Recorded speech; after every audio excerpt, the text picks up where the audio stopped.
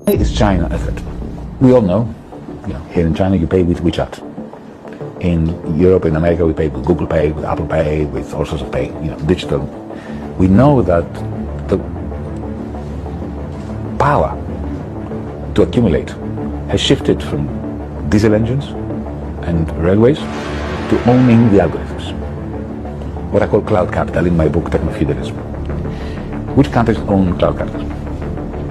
China.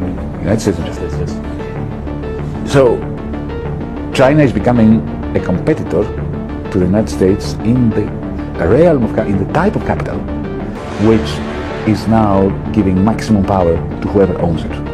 But that's not the whole story. Now we have something else.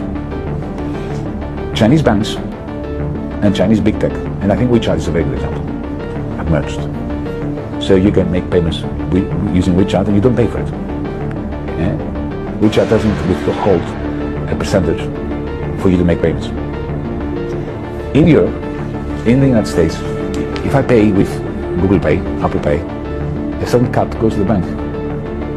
The bankers in America, Wall Street, and big tech, what I call cloud capital, are not collaborating.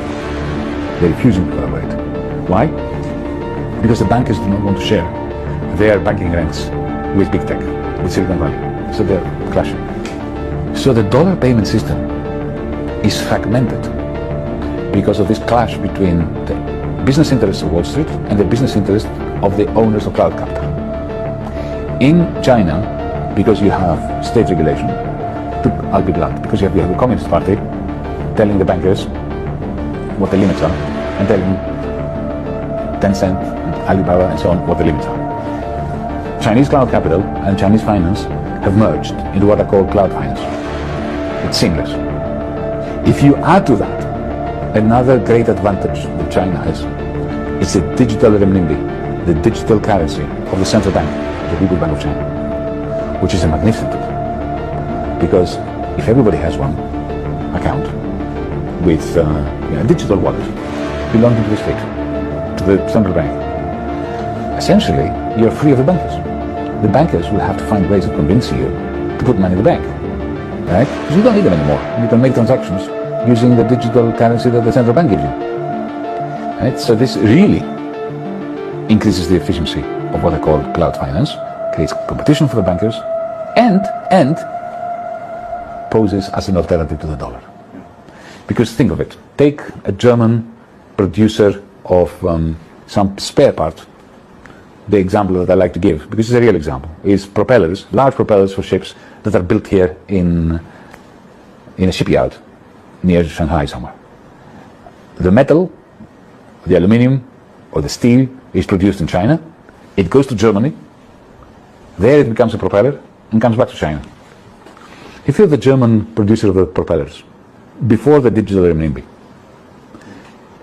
you had to buy the metal from China, which means you would have to tell Deutsche Bank, to tell the Bundesbank, to tell the ECB, to tell the Fed, to tell the People's Bank of China, to tell the private banker here, to the producer of metal, that a certain amount of money has gone through. Every time, with every such node, you pay something, right? And you give control to the Americans, who are in the middle of this chain. And then, when the metal comes and you produce a propeller and you send it back, the Chinese shipyard has to go through this whole process again to pay you. But with a digital account that the People's Bank of China produces, the German manufacturer can have an app also. It's not confined to Chinese citizens, right? And you press one button and you pay, and the shipyard pays another button and gets paid. Of course, in renminbi, not in dollars. As long as the German manufacturer has business with China, maybe wants to buy a Chinese electric vehicle or Chinese solar panels, then why use a dollar system? That is a clear and present danger to the hegemony of the United States. For me, this is the reason why the new Cold War is being unleashed against China. Let's say you're a Saudi sheikh, right? And you have lots of oil money, petrodollars. You think the Americans confiscated $450 billion from the Russians. Well, maybe they won't like me tomorrow, and maybe they will confiscate my dollars. So what you do is you don't put all your money in the Chinese superhighway, but you put some. You hedge your bets. right? The Americans see that, and suddenly they can see that their very old-fashioned, fragmented, backward payment system, which was the only one in the world, now has a superhighway competing with it. They are prepared to start a nuclear war to stop the shift, the transfer of funds, of transactions from their highway to the Chinese superhighway, because they know that the moment that transfer takes place, then America and Germany is finished.